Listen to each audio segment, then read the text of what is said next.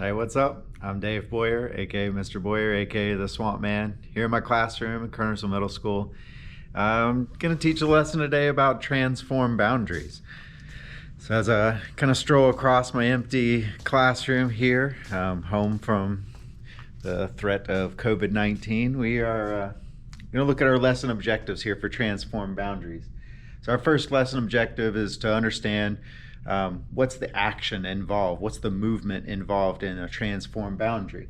Once we have that, I want to know what is causing that. What's the cause of the movement of those plates? And then we're going to finish up with the result from that. What does it do to the surface? How does it affect people? So we're going to set up a page in our notebook. This is the third of the plate boundaries that we've done videos for. So hopefully you're kind of getting used to it. We're going to follow the same format. So you're going to pull out your science notebook. The next page you have available, you're going to title at the top, Transform. And then we're going to draw a line about 1/3 of the way down our page so that we separate it into a top section, which is a little bit smaller than half, and then a bottom section, which has a little bit more room to write. So let's go ahead and take this off the screen, and we'll focus on just that top section, the top third. Again, you have your title,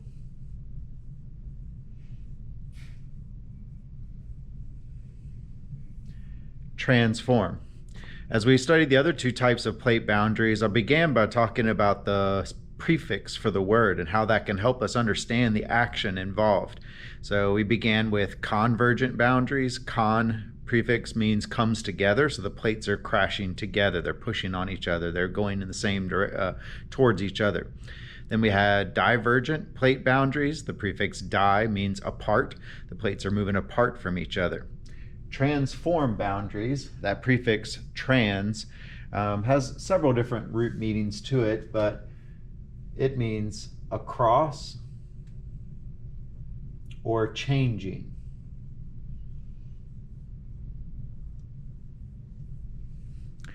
So we're going to kind of look at why across makes sense for a transform boundary and why changing also fits pretty well for that too. So first of all, let's go ahead and talk about the action involved in a transform boundary. So somewhere over here on the left, I'm labeling the top portion as the action. I'm going to try to draw that in like these 3D kind of plates as I've done on the others. So we're going to start with one plate. The plate's just a chunk of rock. So this is our chunk of rock that's right here. And then a plate boundary is an area where two or more plates come together. So we've got our two plates side by side. The key difference between our two plates in a transform boundary compared to the others is the direction of the movement of the plates and how they're interacting with each other. So across is our prefix for transform. So they are moving in directions that are opposite of each other, going across from each other. It's kind of similar to a convergent boundary in that the plates are moving in opposite directions, but in a convergent boundary, they're moving at each other. The arrows are pointing inward towards that plate boundary. Whereas in a transform boundary, the direction of the movement is across the plate boundary, opposite from each other. And anything that happens at a plate boundary actually is going to involve some changing to their surface. So I think that fits for all of them. I like the cross prefix for transform. So we've got our movement of our plates. One plate, if we can imagine this in 3D, is going to be sliding off the screen towards us. The other plate is sliding backwards through the screen behind the Promethean board. And this plate boundary between them is going to have that rubbing between the two plates as they're moving. Down below that, but still in this top third of our notes, we're going to have the cause. And if you've done the other two pages, the convergent and divergent, you're going to know the answer to the cause. The cause for all of the movements of the plates up in the crust is going to be the convection currents that are happening in the layer below them, in the mantle. And driving the convection in the mantle is the heat from the core. So at the bottom of our one top third, we're going to kind of do that little semicircle arc or so and label that the core. We should know that the core is exceptionally hot, and that heat is causing magma in the mantle to move around in convection currents.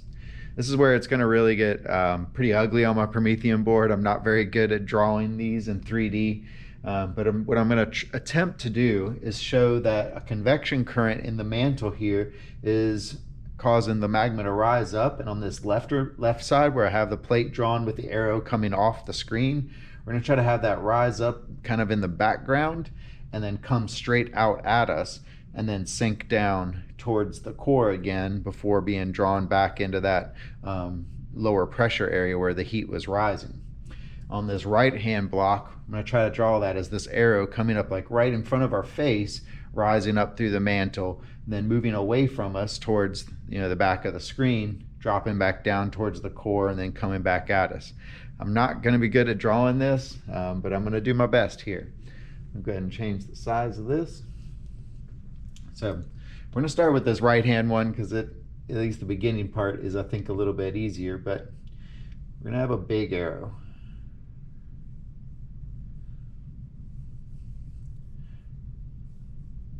Often with the idea of perspective, things that are closer to you are going to appear larger, things that are further away are going to appear smaller.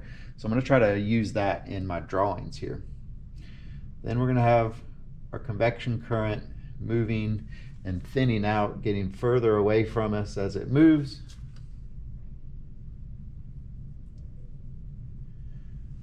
Spreading out, and then we're going to have that convection, that magma drop down, kind of thinner because it's off in the distance, and then it's going to be pulled closer to us to fill in the space that hot magma was rising. So again, we're trying to draw this so the magma is coming up in front of us, moving away from us, dropping down farther away, and then coming back to fill in that space in front of us. Don't know if you like my drawing there, but that's the best I can do for right now. So this other one on the left, we're going to start with a thinner line because that line, that magma is rising further away from us in the perspective of this screen. So draw it thinner, smaller, so that it appears further away. As it rises up to the top of the mantle, it's going to begin to spread out. Let me try to change that direction.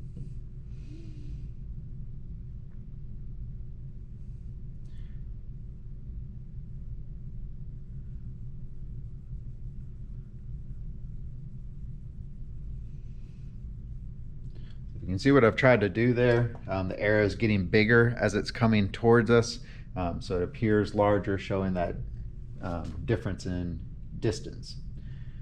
And then we have our arrow in the front, which is as that magma cools down, sinks down towards the core again. And we're going to draw that arrow nice and big because it's in the foreground. It's closest to us. And then it's going to move further away from us to fill in the space that the magma was rising, where that heated up mantle from the core is in the background. So trying to make that look right. Again, on this left side, it's further away, rising up, coming straight at us, getting bigger, sinking back down towards the core, and then filling in. The one on the right over here, we've got it coming up right in front of our face, moving further away from us, dropping down, and then coming back. And that movement along the top of this convection current is what is driving these plates in the directions that they're going. So we've got them moving in opposite directions across from each other. Transform, trans means across, and they're rubbing on each other in between, which kind of gives us, brings us to the result of it.